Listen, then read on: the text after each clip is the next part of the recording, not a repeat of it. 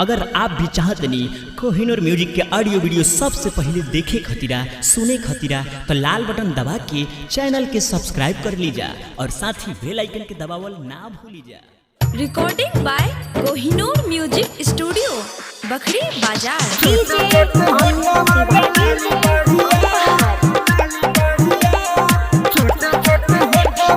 छोटे छोटे होठवा में लाली बढ़िया,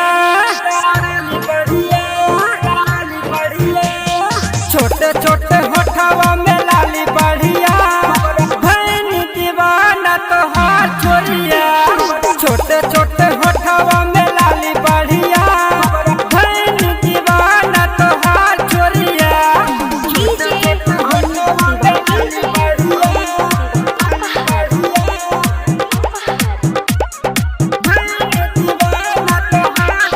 तोहरा से प्यार भाईल बा, दिलवा में हमरा समाइल बा। सदिया में आवा न ए रानी, हमरो मुठ खिसकाइल बा, हमरो मुठ खिसकाइल बा, हमरो मुठ खिसकाइल। आए हाय तोहरा से प्यार भाईल बा, दिलवा में हमरा समाइल बा। सदिया में आवा न ए रानी, हमरो मुठ खिसकाइल बा।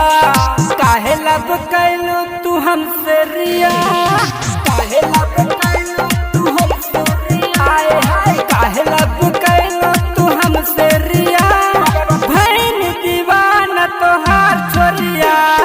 छोटे छोटे होठवा में लाली बढ़िया, भैन दीवाना तोहार छोरिया। छोटे छोटे होठवा में लाली बढ़िया, recording by Kohinoor music studio Bakhri Bazar. पहिया में पानी आवेदा, आके तू होठ सटावेदा।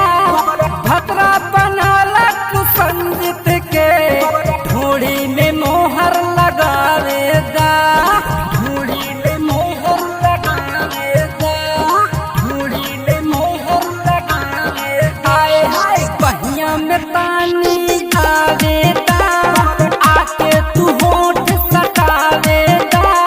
भतरा बनाला तू संगत के, ढोली में मोहर लगावेदा। काहे गैलू बाबू के पास गोरिया, काहे गैलू बाबू के पास गोरिया। आए हाय काहे गैलू बाबू के पास गोरिया, भैन दीवाना तोहार छोरिया। छोटे छोटे